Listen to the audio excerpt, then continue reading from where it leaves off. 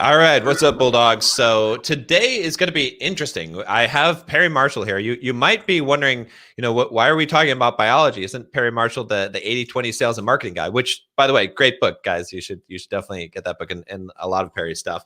But yeah, so Perry actually wrote a book called Evolution 2.0, right? Yes. And it was really good. It was really good. It challenges a lot of the kind of modern science assumptions, and as you guys know on this channel, one of the things I do like to talk about also is how you shouldn't just accept what people tell you, like what the news tells you, what science says about things, because it's just, many times it's theory. It's not really truly backed by the kind of rigors. But so anyway, so Perry wrote a article or a paper on biology transcends the limits of computation, and he reached out to me, and I thought this would be interesting content to share. So yeah, welcome back, Perry.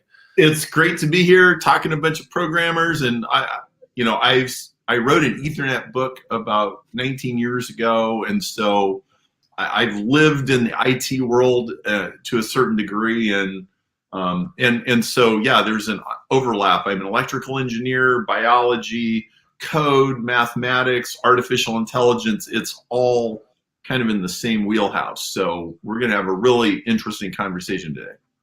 Okay, awesome. And yeah, and so we have kind of a mixed audience now. So a lot of, if you guys are wondering, because a lot of you are programmers, Simple Programmer, this channel was Simple Programmer, now it's Bulldog Mindset. So now it's a mix of definitely still programmers and also guys trying to get laid. So but it's a good mix. So because they're often overlapping as well. There's often a Venn diagram where it's like programmers and need some social skills. So but yeah, let's dig into it. Let's talk about so what is the paper? What is the premise of the paper? So this was published in Progress in Biophysics and Molecular Biology, which is a 70-year-old peer-reviewed journal. And there's a bottom line to this, and then I'll unpack it. So there are several bottom lines. Number one is Siri and Alexa are not going to wake up anytime soon. In fact, they're never, ever going to wake up unless and until the fundamental definition of a computer changes. Okay. So like all of this transhumanism and singularity and all that kind of stuff, not going to happen unless, like, we can get to the unless later, okay? But current situations, never, okay? Number two, living things are not computers. They are something fundamentally different, and that has all kinds of implications for psychology and biology and genetics, and we can get into that. And finally, what it proves is that science cannot be reduced to mathematics.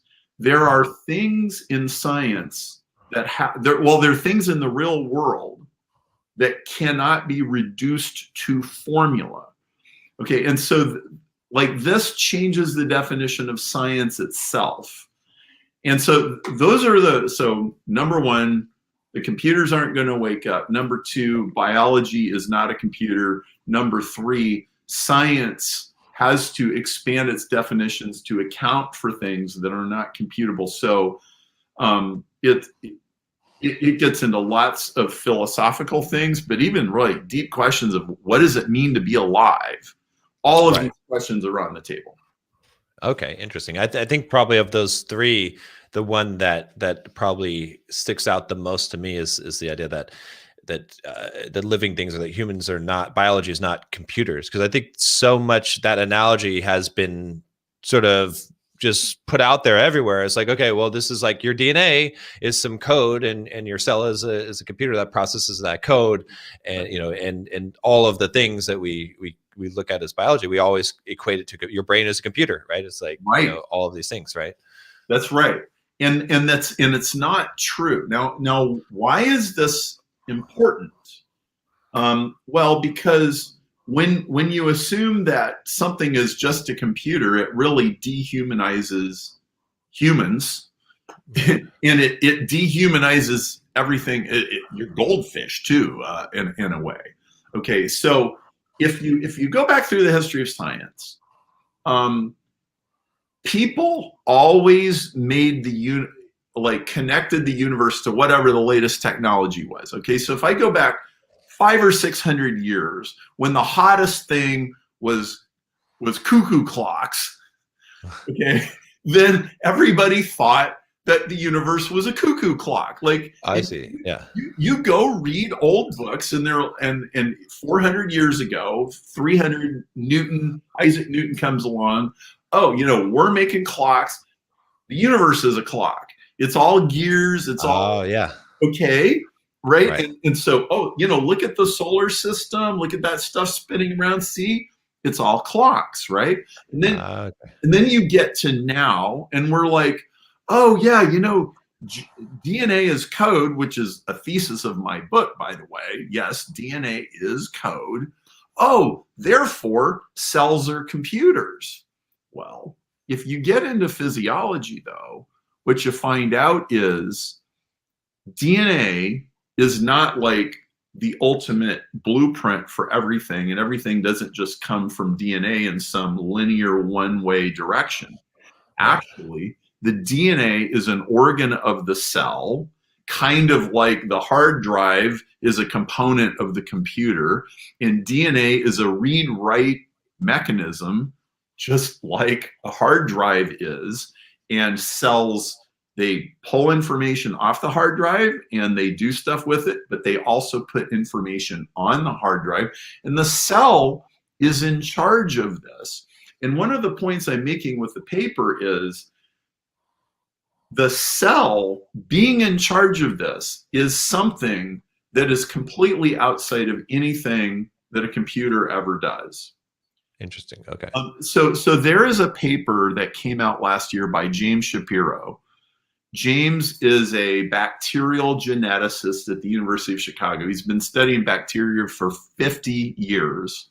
He's the guy who figured out that bacteria can rewrite their own DNA. So he's a very notable person. The name of his paper he published last year was called All Living Cells Are Cognitive. Oh, wow. Okay. So like bacteria, protozoans, tadpoles, humans, all cells are cognitive, which means they have cognition, which, roughly speaking, what he's saying is that they behave as though they have some form of consciousness. Now I'm trying to put this in lay language, okay? And so I'm kind of coloring with a broad brush. But the ability to make decisions in one's own personal interest, which people call agency, is something that's possessed by all cells. So if we go on YouTube and we type in white blood cells chasing germs around, right? We watch them chasing each other. It doesn't look any different than your dog chasing rabbits in the backyard. And it doesn't look any different than 6-year-olds chasing soccer balls. Huh. That's interesting. That's an interesting way to look at it. Okay. And so cells have agency, and you go, so you mean my skin cell could make independent decisions? Yeah, and when it goes crazy making independent decisions, that's called cancer. Right. Okay, so yes. So cells have being and they have agency, and computers don't. Now, what I did in the paper was I proved this mathematically. Okay, it's not just an assertion, it's a proof. So when you say, so then it's almost like saying like your cells, they're trying to do something. Yes. It's like, as opposed to, I think where we view it as, it's okay, well, it's just a chain reaction of effects, right? Which is so crazy when you think about it. Because I was thinking about this just the other day, and I was like, how does, well, like even just the difference between men and women, like the male versus like one XY versus an XX chromosome, like that bit controls so much, but everything else is the same. But then there's these slight differences, and it's like it just boggles my mind. This doesn't seem like it's possible that that slight difference could affect so many things, but then so many cascading things. Because as you get into endocrinology, right, and you look at hormones, and it's like this hormone affects this thing, which affects this thing, which it's such a giant mess of things that that what you're saying about having agency makes a lot more sense. Because if everything if you have all these actors that are all acting towards their own means, then it creates just like what we have now, a community. Like, how do we have networks of people, and how do we have organizations and buildings? It's because every single person in that organization or company has agency, and sometimes they work together, sometimes they don't, but that creates that bigger function, or that bigger entity. And so what you're saying just immediately makes a lot more sense than the way that we've been viewing this model. Well, you had a great phrase. You said it's just a chain reaction. Okay, and I have a friend who's a medical doctor, and he read my book Evolution 2.0, and he goes, well, your book got me thinking about a bunch of stuff. And he goes, what I realized when I was reading your book is I always thought of cells as wind-up toys. And he goes, well, wait a minute. If all my cells are wind-up toy, then I'm a wind-up toy. All right. Am I really a wind-up toy? No. There are people, there are very serious scientists who will tell you, oh yeah, we're wind-up toys. Right. Sam Harris basically tell you that. Jerry Coyne basically tell you that. Oh yeah, like this notion that you're actually making your own decisions, that's just an illusion. That's just the PR department of your, there's some other circuit that's making those decisions, and you're not really in charge. Well, first of all, this is like the most disempowering thing ever. Right? Like, oh, really? Like, I get convicted for murder, and I go to the judge, and I go, well, I didn't do it. My genes did. So you should put me in jail, right? Like, that goes downhill really fast. Exactly. But I proved this is wrong in the paper, because I went back to the definition of a computer, which goes back to 1936, Alan Turing. It's called a Turing machine. And everybody, okay, you want to see a Turing machine? This is a Turing machine, okay? It's got inputs and outputs, and it processes programs. Anything that does that is a Turing machine. And Turing was the guy who cracked the German code for Great Britain in World War II. Really brilliant guy. And he defined what a computer is mathematically before they ever built one. And here's the thing about Turing machines is they only do deductive reasoning. Right. And deductive reasoning is when I say, well, my grandpa, deductive reasoning, I say, everybody is mortal, therefore grandpa dies, therefore I die, therefore we all die. And I start from a general and I go to the specific. That's deductive reasoning. Inductive reasoning is when I go the other way. I go, well, let's see, grandpa died and grandma died and Albert Einstein died and Abraham Lincoln died, therefore everybody's going to die. That's inductive reasoning. And the thing about inductive reasoning is you can never prove it. Like, I can't prove the sun's going to come up tomorrow, right? Computers do not do inductive reasoning, period. Right. That you can make it look like they do, but actually you just have to make the rules where the computer will obey the rule and come to the conclusion. But that's all that they do. And biology does something very different than that. And so assigning meaning to symbols, or imagining like anybody with a UFO theory of any kind, whether they buy into it or not, is using inductive reasoning, because you don't really know, right? So, oh, well, I think they're from the Andromeda galaxy. You are using inductive reasoning to form a theory, and computers cannot do that. So the fact that we're able to form theories and disagree about aliens or anything else like that is proof that we're not wind-up toys. Oh, that's interesting. And it's interesting also, just like what you said about the people that do believe that, because they don't truly believe it, right? Well, Because like you said in the court of law, because they don't act in that way, they right? never act like they believe it. Right. Because if you truly believe that, then you would get away with whatever you possibly could in life. Like, because there's no moral consequences, there's no ethical consequences, and it's also not your fault. So there's no sense of guilt or shame, because you're just doing what you're programmed to do, and you had no other choice. You couldn't have done anything different. So whatever you've done is absolutely correct.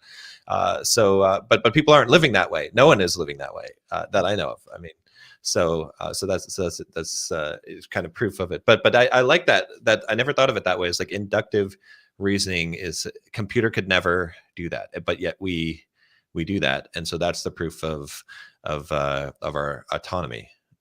Now, I'm going to anticipate that some like artificial intelligence, machine learning guys are going, oh yes, they can, because good, deep mind, and it can learn to play chess and everything. Okay.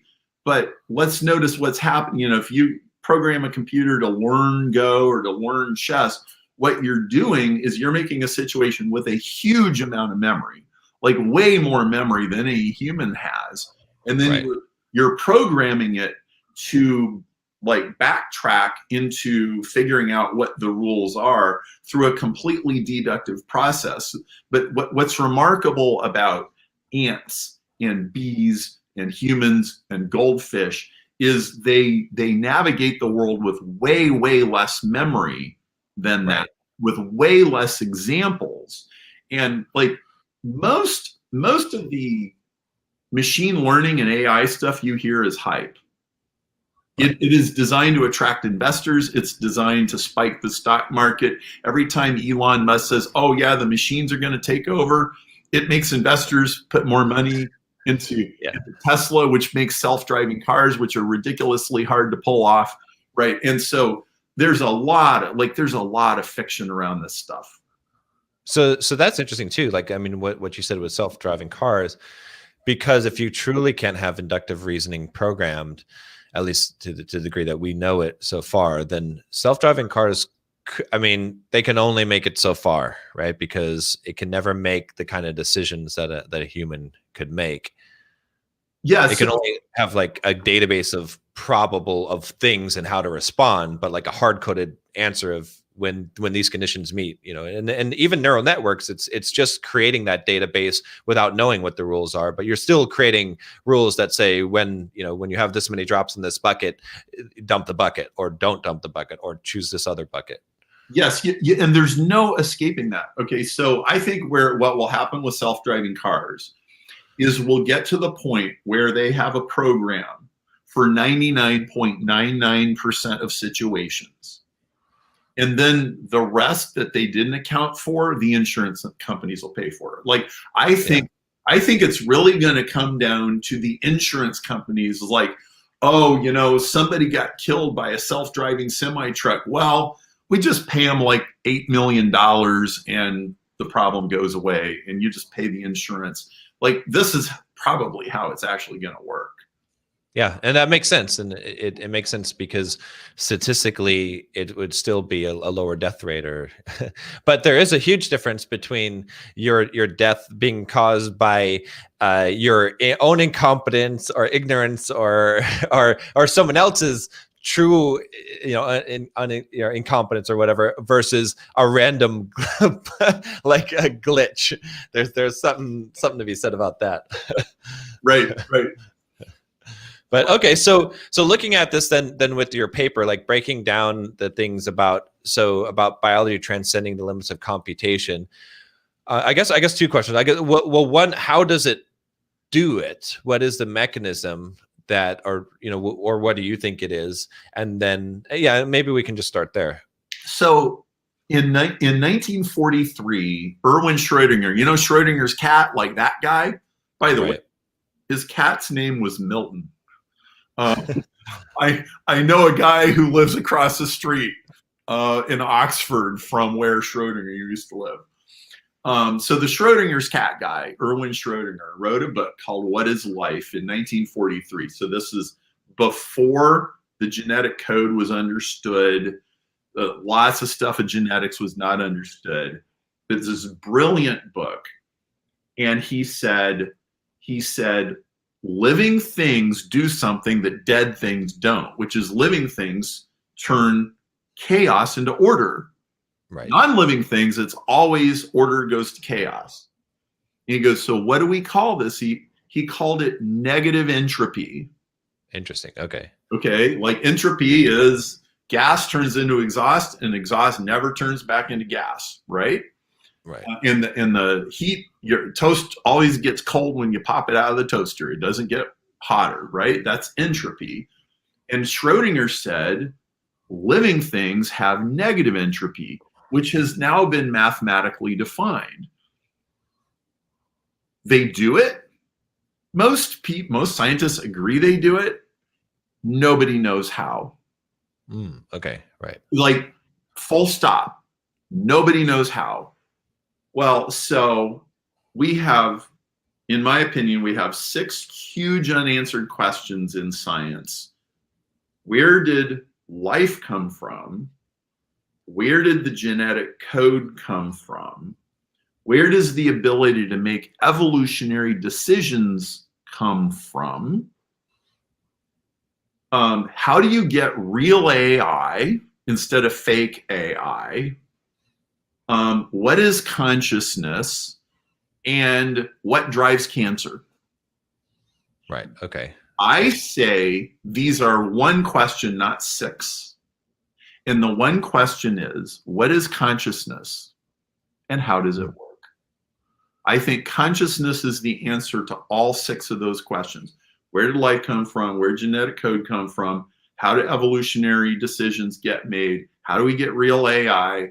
What is what is consciousness is right the question. And then cancer, which I talked about at the beginning. Like, if you get skin cancer, well, you had some rose skin cells that decided to not cooperate with the plant anymore.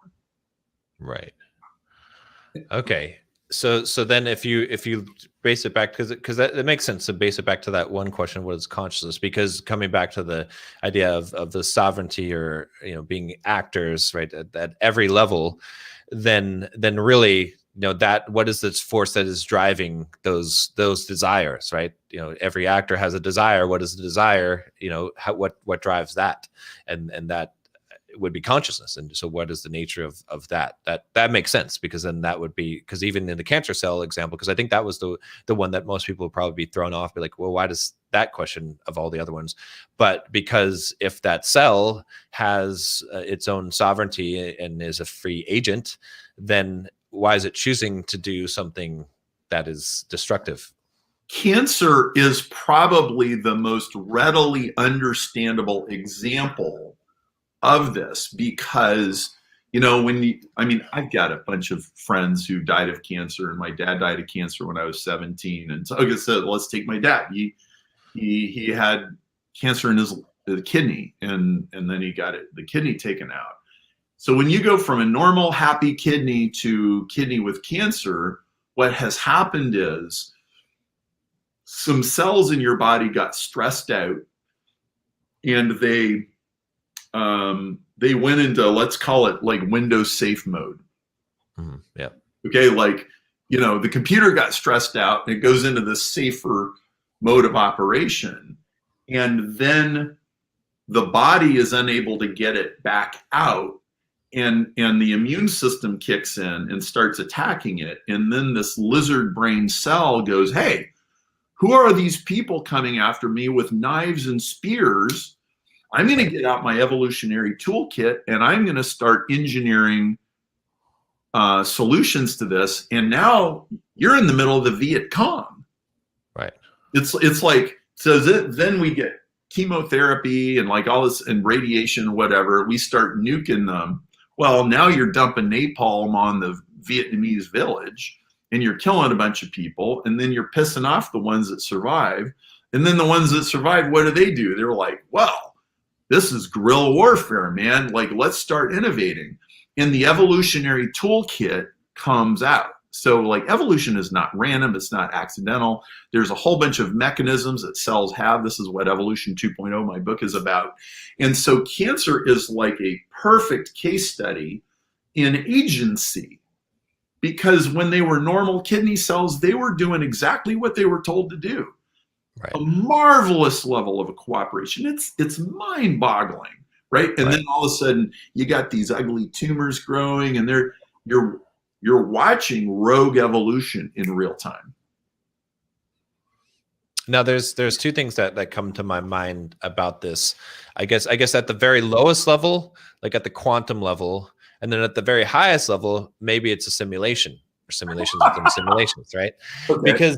Because both things could kind of explain perhaps consciousness in that aspect, right? At the quantum level, these you have this kind of behavior where there is almost like a conscious, where because your observation affects the actual result, so that the reality, but also it lends itself all the way back up the chain. Is like if you're saying that that computers can't have inductive reasoning, right? That there's there's some other force. Well, if I just take this world and then I make another world outside of it, then I can now explain all of those things, because now what at this level is inductive reasoning. At the higher level, it's just deductive reasoning, because there's a program that's controlling at the higher level what these programs are doing, or what this happening in this world, right? So that agency, you have free agency within this simulation, but in the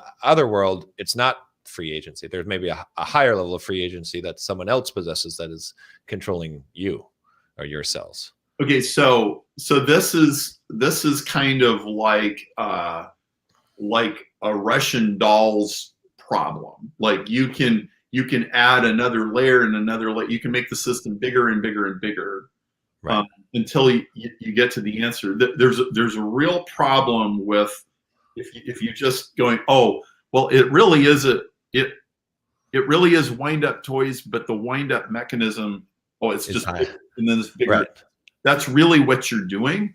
And you can here's the thing, you can never prove it. So what you end up doing is you end up saying, well, I just think the wind up toy is so big, and you're making a hypothesis. And by the way, you're using inductive reasoning to make that hypothesis. Right. But you're saying the giant causal chain just forced me to come to that conclusion. And so what I think is interesting is that that's just an atheist version of Christian Calvinism. I see. Interesting. Okay, like, I mean, there were theologians that were saying this, hundreds and hundreds of years ago. And it's the exact same argument. It's just an irreligious argument instead, but it's not fundamentally any different. But it's still just as disempowering, right?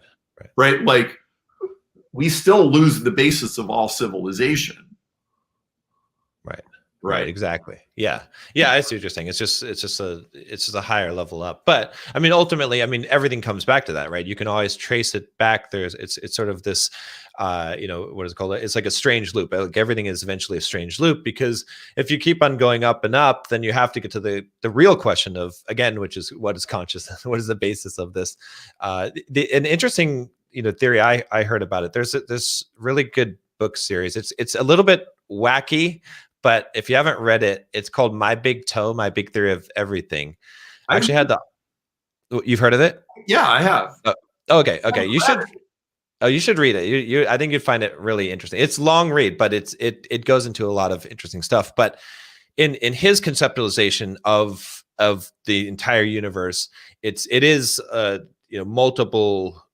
multiple simulations within simulations, right? A different physical reality and non-physical reality, and so on, to probably to infinite. But all of this is God's consciousness, which is a consciousness computer, right? A almost like you could say like a mind or spiritual computer that is creating. It's just all just a thought that has like this consciousness being divided up into little things. And then it kind of makes sense almost with what you're saying, is that like even at the very cell level, it's still just a piece of the consciousness of God. And so the question that I suppose the answer he would give to your question of what is consciousness is he would say that it's all one thing, it's all one source, it's all God, it all comes from one giant consciousness that is divided itself into little pieces. And so that's what's driving everything. Well, I'm a Christian and I don't disagree. I think that's probably about right. And personally, I think that consciousness and agency is a gift from God to living things. And I don't know the mechanisms of how that happened. It's not an accident that you brought up quantum mechanics and the fact that the observer is inextricably linked to the outcome of the experiment, which, people have argued for decades about what exactly that means, but there's no question that it's a fact. Right, exactly. The observer does affect the experiment at the quantum level. And so, I think just that, it tells us that the universe is consciousness first, matter second, not the other way around. And I think one of the implications of my paper is that the reductionist view of the world, which is that it's just chain reactions, is wrong. It's flat out wrong. Yeah. No, and it doesn't hold water to everything that can't be explained. Right. Let me see. I got a question here from Shown Spirit Beast. He says, if the cells in our body have sovereignty and we have sovereignty, does that mean we could be cells of the planet? Yes. This is a fractal thing. Okay, so if you want to go down an interesting rabbit hole, go look up the Gaia hypothesis, Gaia. The Gaia hypothesis came out in the 1960s, and by a really brilliant guy named James Lovelock, who said, he goes, based on everything I can see, the Earth, for all practical purposes, functions like an organism. Like, you regulate your temperature, the Earth regulates its temperature. You regulate the oxygen in your body, the Earth regulates oxygen. And people hated this guy. I'm sure. Hated it. Okay. But then, years go by and prediction after prediction after prediction after prediction ended up being right. And now it's kind of hard to argue with. Okay. And so, the Earth is an organism and I'm an organism. And so my cells have mitochondria in them, which are really bacteria, which reproduce on their own. It's like beings all the way down. Yeah. That's, and it's interesting because when you look at that parallel, I mean, some things make a little more sense because people are always like, I think one of the biggest things that people have against religion is they say, well, or against the idea of God, is they say, well, if there were a God, he wouldn't let such horrible things happen. What about children that die and all these things? And it's like, I mean, at that level, if you really think about it that way, if the Earth is an organism, it's unfortunate when people die, but it's also like your red blood cells die, or and it's like sperm comes outside of your body and it lives its own life outside, and then it dies. It's like, or it doesn't die, and then there's new life. And so, at that level, those things make sense because it's not we apply so much value to our own lives and to this experience, but we don't look at because we're just myopic and looking at this level of life, right? Like you said, if it goes all the way down, what about the funeral for the mitochondria that died? You know what I mean? Or at the higher level, we have the whole planet, or the death of species and and organisms in the planet, like collective groups of species. So John, that's exactly right. And see, I think this is actually essential to understanding, well, why is there suffering? Why is there evil? It's because agency has been granted. Like, it's not an illusion that you and I both decided to be on this podcast today. We're here because we wanted to. We're not here because our genes programmed us to show up. Okay. We decided. Right? We all have some window. I'm not saying we have infinite levels of choice or anything, but I'm saying within a certain band, we got, I could pick A or B. I could click the button and leave this thing right now if I wanted to. Right? And so you have to wrap your arms around it. the love and responsibility and evolution are only possible in a world that has choices. Right. Exactly. Exactly. Yeah. Otherwise, it's silly, because it's silly to argue otherwise, because unless you're going to behave in that fashion, then to like judge people or to be angry or upset or of any action is ridiculousness, because it doesn't coincide with what your theory of life is. So Yeah, yeah. So that what a great question. I mean, see, this is why this is not just trivial stuff. And so, like every piece of digital code is just a trailing indicator of decisions that have been made by conscious beings. so now, okay, so then looking at this, right? Because and so far no one's ever been able to do it, right? And I could sort of outline the rules for doing this, like for creating life, right? So I mean, at this point we would know that it would need to have the ability to do inductive reasoning, Mm-hmm. and also that it would be able to create reverse entropy. It would be able to create, order from chaos. Yes. And so, so that brings up the question, is like, if we just took the simplest life form, right, that with the simplest genetic code or simplest brain that we could map out, can we just in the computer map out that exact brain and create that life? Like, if we just use the DNA, for instance, right, can we create life if we have DNA and we can have a cell computer, let's say, that could read that DNA and run that program? Can't we bootstrap life that way? Well, Craig Venter worked on that very famously in 10 to 20 years ago, and he was making synthetic cells, but he had to do it by borrowing Ferrari engine parts from real living things, right?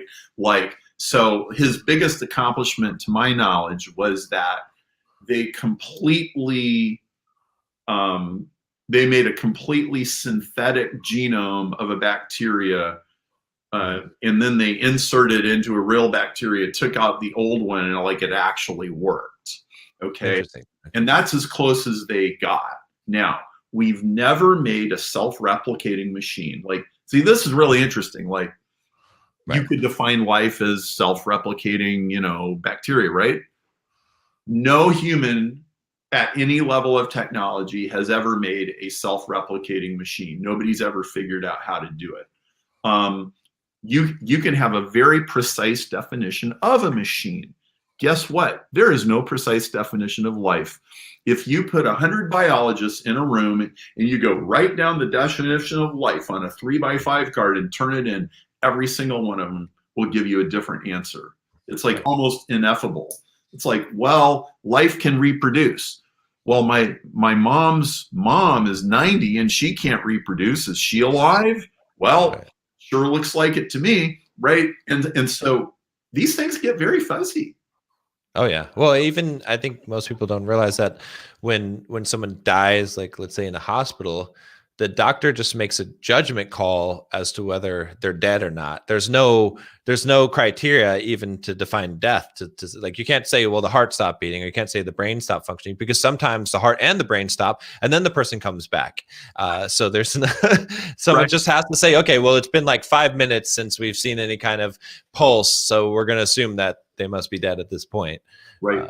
But yeah, there's no clear definition, no clear test that you could possibly take that would say whether this person's alive or dead. Mm-hmm. Mm-hmm. So yeah, I mean, isn't this fascinating? Like, who knew that all of these things are wrapped up in the question of like, well, what can a computer do? Right. So then it comes down to this idea of almost like the chicken or the egg problem, right? Is because what the picture you're painting, at least in my mind, seems to be that that you can't jumpstart the machine of life. You cannot create life. There has to be a spark that you have to have life to create life. That there's no way around this. And so, and so like you could create life from some other life, like even like you said, that bacteria experiment, they had to inject it into a bacteria because it had to have some other component that doesn't exist. That you have to, it can only come from something that already is alive. There's no way to create life without something being alive. And so far there's no no one's ever proven that to be false. So, well, right. So that's called the principle of biogenesis, that all life comes from life. Now, this gets you to conundrum, because like, well, there had to be some place where it started. Yep. That's called the origin of life problem. And it's like, it's probably the hardest problem in science. And like, anybody that tells you, well, there was a lucky RNA strand and a lightning strike and it just kind of got started. Hey man, like, that is about 97% fiction. right. Like, well, I mean, if you want to believe that, go ahead and believe it. But it's not like anybody's proven that. Well, and the proof of it or against it is that if that's true and it's like some very low probability event, knowing that and having the technology, then just make the event occur. You've got the resources to do it. It's a lot easier for a sentient being with almost infinite computation power to be able to do that than it is for billions of years of random chance to do it. I mean, that's just a foregone conclusion. So then why can't someone do it then? Well, I'm glad you brought this up, because we haven't mentioned that I have a $10 million prize for origin of the genetic code, or origin of any code without cheating. And we announced it at the Royal Society in 2019. And it's the largest basic science research prize in the world. It's called the Evolution 2.0 prize. You can Google it. You can find all kinds of stuff. And I got tired of people arguing about angels dancing on the heads of a pin about all this stuff. And I'm like, look, if somebody can figure this out, it's worth a lot of money. It's like as big as Einstein, okay?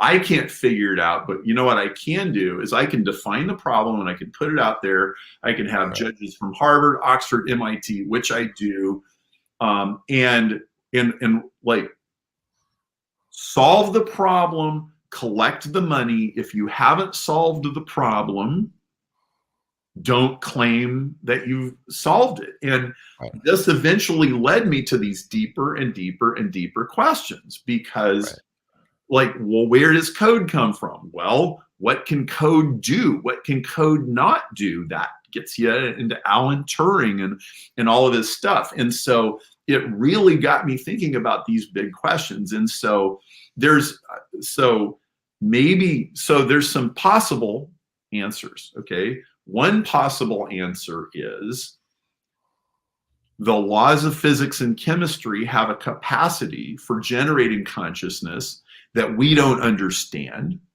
That's a perfectly plausible thing. Another possibility is that consciousness is an entity that exists in and of itself, which is able to influence matter and energy.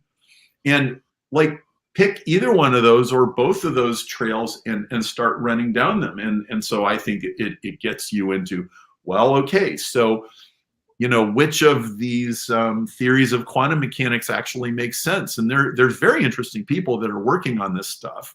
And consciousness is a growing field. And so like somewhere, I think there's some answers to this. And I think my job is to highlight the questions. I think there's not nearly enough people saying, here's a question we don't know the answer to, and here's one, and here's one, and here's one. There's way too many people pretending they have answers that they do not have. Right. And what's wrong with an unanswered question? Yeah. No, I agree. I like that approach, because there's so many people claiming, and it's weird, and it sort of gets mixed up into this whole, like it's this dichotomy, this false dichotomy of, okay, so either you believe what quote mainstream science says without any kind of proof of it. It's not like the rigors of the the scientific method for most of this stuff, or you're a religious fanatic.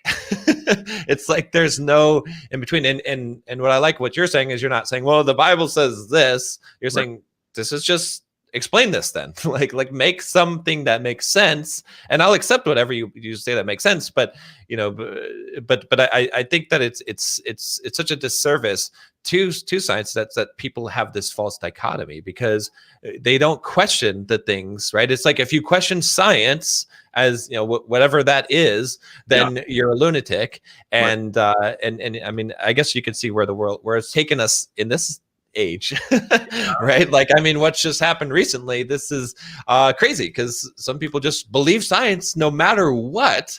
And science is such an ambiguous term, because it's whatever the people who have the most power say that it is, which has always been the case throughout the world, right? Because back in the day of Copernicus and Galileo, right, science was whatever the people who had power said it was. So if you want exact answers, I would recommend that you be a bookkeeper, not a scientist.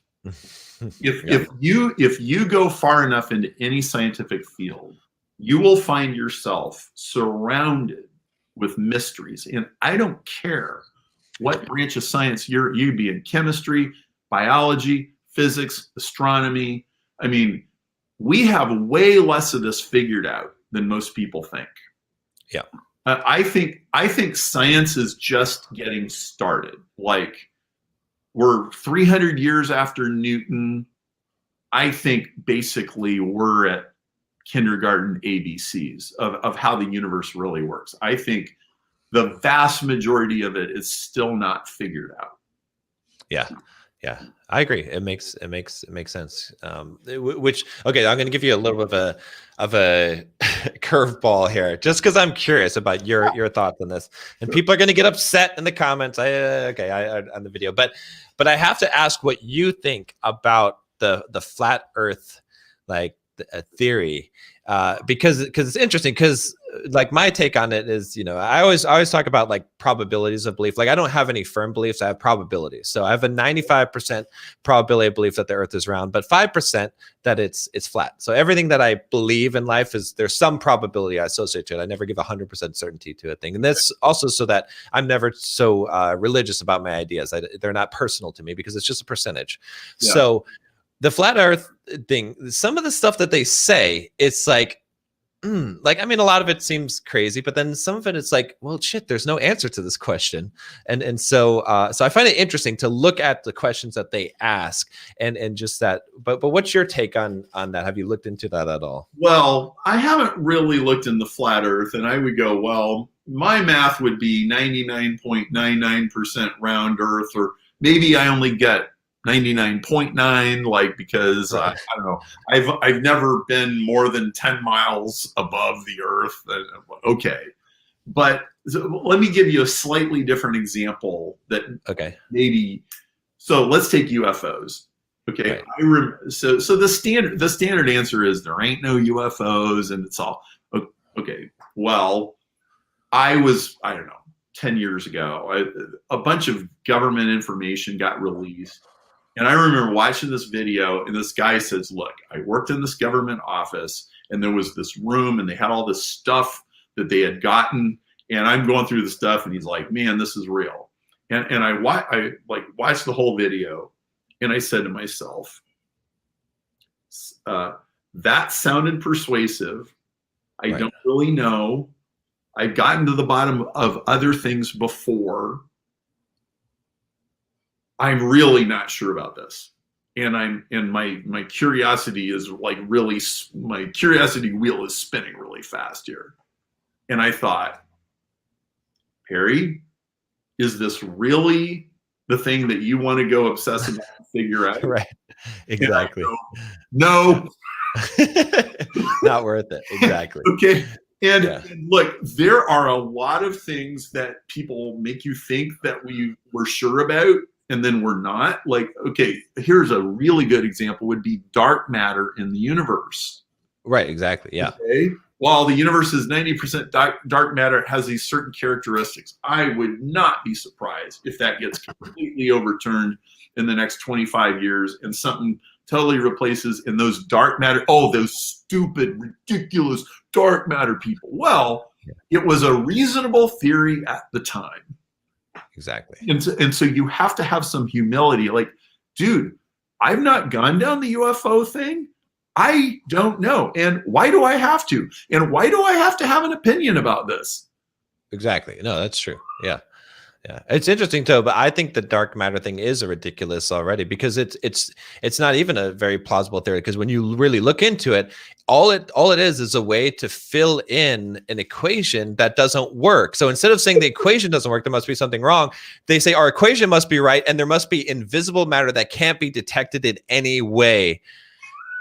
I mean, that, and then there has to be dark energy to balance out that part of it, because of, so it, to me, it just seems like, you know, someone's making up stuff to fit their model instead.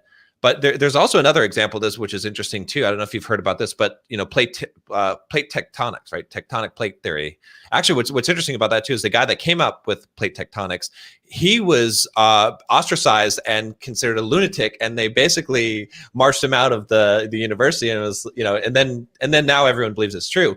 Yeah. But there's another theory which is interesting, which is hard to refute as well. There's this theory that says that that plates don't actually move. The Earth is getting bigger, and so therefore, like, you look at Pangea, right? And the mathematics work out for it strangely, that it's possible that the Earth is actually just growing in size, and that is causing the continents to pull apart, but the plates aren't actually moving. I mean, there's other, you know, evidences of volcanoes, and, you know, obviously the plate, you know, the stuff that lends itself to it. But it's interesting just to look at that, is that, you know, everything you kind of have to look at it in question. Is like, oh, well, is there another possible explanation for this thing? But most people just accept whatever, you know, whatever they've been told, or, you know, 500 million years ago, a billion years ago, something happened. No one knows. Well, John, let's point out that what we're doing right now is exhibit A of deductive reasoning. We have a certain set of these small set of facts, and we're trying to figure out bigger, what is the generalized explanation of these facts that don't all quite add up? Like, what is the model that would resolve all of the contradictions? That is inductive reasoning. That is what biology does that computers don't do, right? And so just the fact that we're having this discussion is an illustration of what's very special about life itself. Right. Right. Exactly. Yeah. That's true. Yeah. I can't imagine. I mean, no matter where we are with artificial intelligence, it never comes to this level. There's never, right. At least, you know, and they're saying that the singularity, that someday it will be, but will it? I don't know, because we're not even one step along the way, right? We're not even close to it, and it's a zero all or nothing game, right? Well, it has to be able to do inductive reasoning in order to do what we do, or to house, like, there's all this, well, we're going to upload our brain into the cloud and all of that. It's like, well, it's going to have to be able to support this kind of a function. And a computer, by definition, does not. So no, Ray Kurzweil, there's not going to be a singularity unless, oh, I said, well, I would get to it, unless we come up with some fundamentally different kind of computer. Right. Now then, so like, let's say some guy in Sweden figures out consciousness. And he's like, well, guess what? You know, if you line up these atoms in this certain way, a consciousness field pops out, and then it starts making decisions. And like, oh, well, then the next thing, Toshiba's going to put that in a chip, and they're going to like make $1 trillion selling these chips to everybody, right? And then we're in a whole different world. But the computer itself will have fundamentally changed. Right, exactly. And people think quantum computers would be able to do that, but quantum computers are actually dumber than, because quantum computers just seek to find the lowest energy state, which is not a decision making. It's very quick, and it considers all kinds of possibilities, but it's more brute force than regular computers, because it's trying a bunch of different things and then finding the thing that's the lowest energy state. So at least the way that they work now. But what about a biological computer, like a biological machine hybrid, right? So suppose that you have some cell or some brain that has the power of inductive reasoning, and then you surround it with so much technological equipment and computation power, so now it can use that to create a singularity, or I guess there's even been some movies where that's kind of been somewhat of the plot, like Minority Report. Maybe they had like a psychic human that was controlling all of the stuff, but their power was magnified to become this giant AI machine because of all the computation power equipment. Well, for years I've had this fantasy. I call it algae on a chip. Okay, and it works like this. So I've always thought, how since I wrote a book on Google advertising, like how would you make a search engine actually smart? Well, what if at Google headquarters you had a chip and you had this little colony of algae, and they were communicating with the circuits somehow, and when a person likes the search result, the algae knows it, and they're like, oh, well, let's make the people happier, right? And then you have a living thing on one end of the search query, and a living thing on our end of the search query, and then the algae colony is like optimizing. I mean, I can't be the first guy that's thought of this. Like, and right. I don't know how to build it. I don't have any idea, but I mean, somebody's got to be working. It's got to be possible. I mean, how could it not be?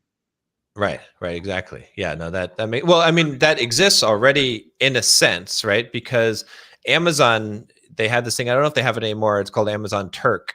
And there's other technologies. There's this one site where it gives predictions of things, and it basically uses the idea that, like, if enough humans are connected to the other end, they could predict even really weird things, like estimates of things. I read a book about it too, where I know, I read this story about, I can't remember what book it was in, but it was talking about this guy. They had this, like, guess the weight of this hog thing, and he was at this fairground or carnival, and it was all these, like, farmers and hicks and country folk, and they're like, none of these people know the fucking weight of they're not going to guess the weight of this hog. There's no way. They don't have they don't have any idea of it. And what ended up happening was he bet that a couple of trained, like, people that had, I forget what it was, but non-lay persons, right, experts, could do a better job of guessing the weight than 1,000 random people at a fair. And the 1,000 random people who knew nothing about the weight of a hog, their average guess, ended up being more accurate than the expert. And so it's sort of this, this group computation is, it's like, when you have enough, like enough people, enough, of consciousness, like, it is always going to outsmart. It's going to be smarter than the individual. Swarm intelligence, wisdom of crowds. Yeah. Right. But if you can harness that, then there's some power in that. And that's what I was saying, like with Amazon Turk, is they basically would crowdsource out. You would get paid to, like, do stuff, right? And then they had millions of people or hundreds of thousands of people, depending on how much computation, like, you're buying human computation power is essentially what it was. And then, they would do, some of it would be simple tasks, but some of it would be solving problems by taking the consensus of this group, of very, very large group. So. Well, I think that really, like, all of these computational problems are solved by biology, right? It's like, if I hire 6 PhDs from Stanford and MIT and I put them in charge of my machine learning department, I'm relying on biology, because the computers are just an extension of the people. So let me ask one last question here that I think, because I'm curious about this, on your stance on this, and I'm not sure myself, but okay. So based on everything that you're saying, right? Let's suppose that we had a machine that could perfectly read DNA and then execute those instructions. Mm-hmm. If we have that machine that could perfectly read it and then execute those instructions, does that constitute enough to create life? No, emphatic no. And why not? Because we already know that at least half the information that requires to create life is not in DNA. And I'll give you an example. The shape of your body, of having two arms and two legs and a head and an abdomen, that is not coded in DNA. Really? Wow. Right. Okay. Let's see. There is a book by, I'll have to get it after the show, but we already know this. It's like, it's programmed, it's in the cell membranes or somewhere. It's not in the DNA. And so there's this myth that everything is determined by DNA, and it's just not true. DNA is only part of the equation. Okay, yeah. See, and that makes sense as to why you can't create that machine. And I mean, the Jurassic Park people are going to be really sad, but you know, but you could still create from quote dinosaur DNA a dinosaur, but you would have to have a lizard or something close to it based on what you're saying in order to, but it wouldn't be the exact thing there. And there's no way to know what the exact thing would actually be, because you would need to have that host to have those other components, like you're saying, that don't exist within the DNA. As far as I know, that is exactly right.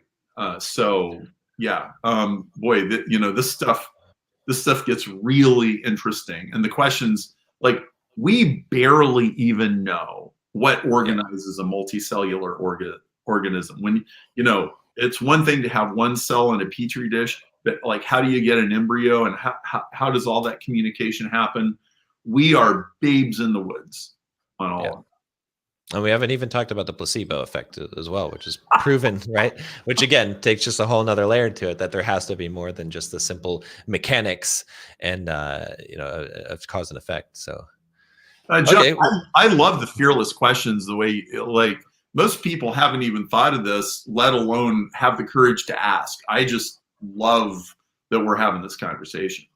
Yeah, well, I find this stuff fascinating because I feel like people they just take so much of the world for granted and don't ask why, like why, they just take an explanation, and it's unfortunate, and it carries over in so much of your life, right? It's not just about theoretical things like this, and stuff that you might say might not matter in your life, but it's that way of thinking that applies to business, it applies to relationships, it applies to all of the way that you live your life, right? Getting stuck in the rat race, right? So many people, that's just it's the equivalent of that, of not questioning science. It's just the way you're supposed to do things. So yeah, well, that's why we need more entrepreneur thinking in science, because entrepreneurs don't just do what they're told, and we question things, and we need more of it. I mean, dude, we need more of it. Entrepreneurs are so important right now. Well, I guess we should probably wrap this up here, but I put a link down in the description, guys, for Perry's paper if you want to go and read through it. It's a little heavy. It is a technical paper, but we covered a lot of what you talked about here. Not the mathematic proofs, of course, but I think that anything else you want people to go check out. I mean, you have your book, right? Evolution 2.0. That's they can get on Amazon. What else should people check out? I have a series of blog posts that dissect the paper in much more friendly lay language. Oh, good. Okay.